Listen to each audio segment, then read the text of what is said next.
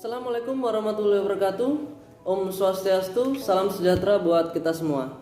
Perkenalkan, nama saya Arfis Akbar, NIM 190111152, Manajemen S1, kelas 3C reguler sore.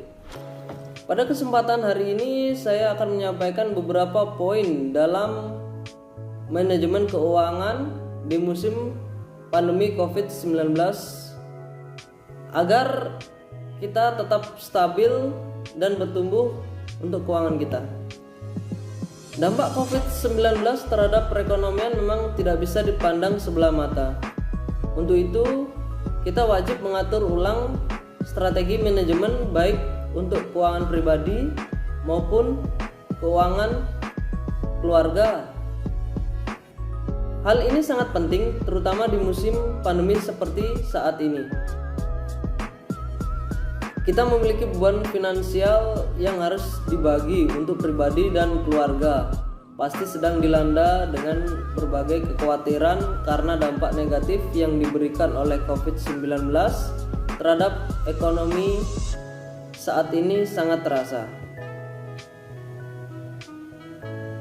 Kita tidak tahu kapan pandemi COVID-19 ini akan selesai. Alangkah bijaknya bagi kita atau Anda mulai mengatur strategi bagaimana cara mengatur keuangan kembali demi kondisi keuangan yang tetap stabil dengan berbagai risiko terburuk yang mengancam.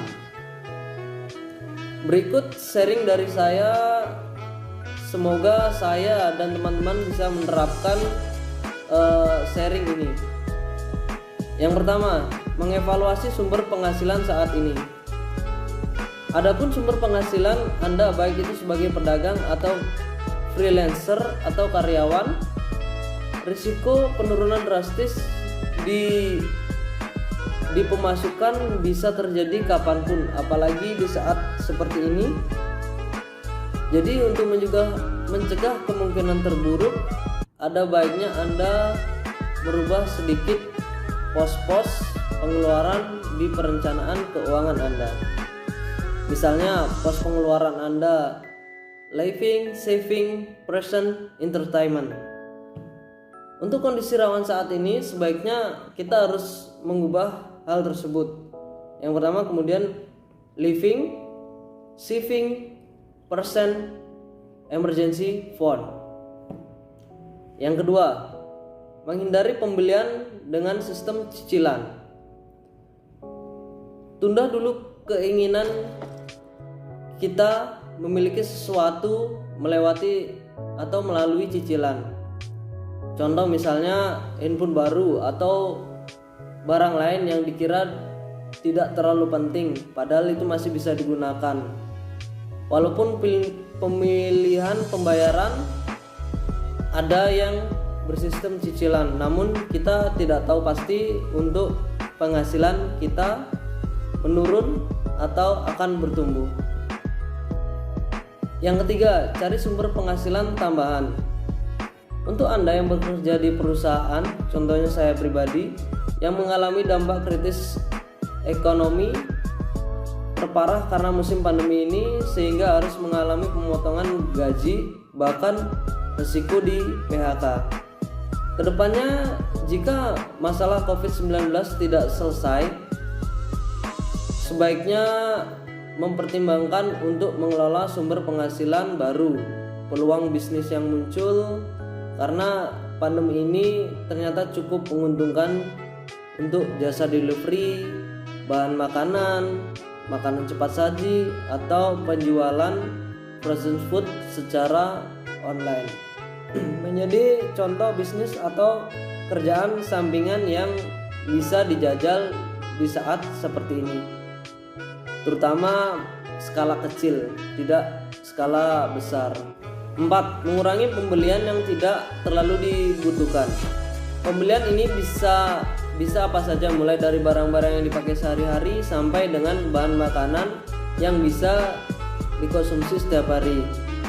Jika misalnya Anda menghabiskan sekitar 500.000 per bulan, Untuk kebutuhan seperti peralatan mandi lebih baik dikurangi menjadi 300.000 dengan mengurangi biaya sabun mandi atau sampus. Selama Anda bekerja di rumah, Anda tidak berpergian kemana-mana. Dengan begitu peralatan mandi tidak akan habis seperti biasanya. Begitu juga biaya yang lain yang tidak perlu dikeluarkan karena tidak keluar rumah, bisa Anda alokasikan untuk tabungan atau save dana, atau dijadikan dana darurat seperti dana untuk ongkos transportasi kerja atau biaya makanan di luar. Itu harus dikurangi. Yang kelima, sisihkan uang sisa yang ada untuk investasi atau tabungan. Sekian poin sharing yang bisa saya sampaikan. Semoga kita bisa lebih berhemat dan tertata pengeluaran di rumah atau pribadi kita, terutama saya pribadi. Sebelum mengakhiri video ini, mari kita tetap jaga kesehatan serta kebersihan dengan cara 3M. Mencuci tangan dengan sabun, memakai masker ketika berpergian, dan menjaga jarak, physical distancing. Terima kasih. Wassalamualaikum warahmatullahi wabarakatuh. Om Santi Santi Santi Om.